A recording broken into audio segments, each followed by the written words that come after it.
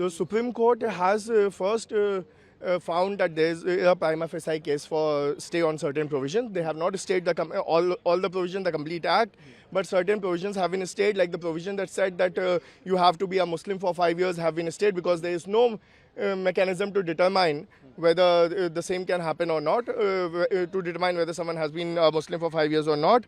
Apart from that, the provision 23C, the court has said that until unless there is a mechanism devised, no third-party interest can be created.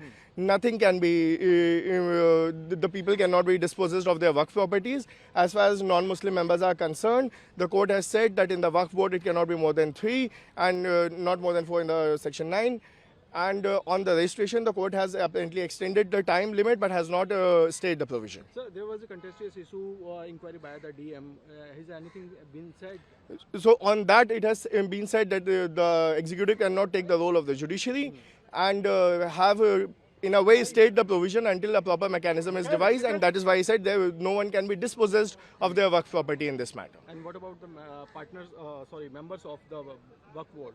The 3 in not more than 3 in the Waqf board can be non-Muslim members. And how do you see this order, sir?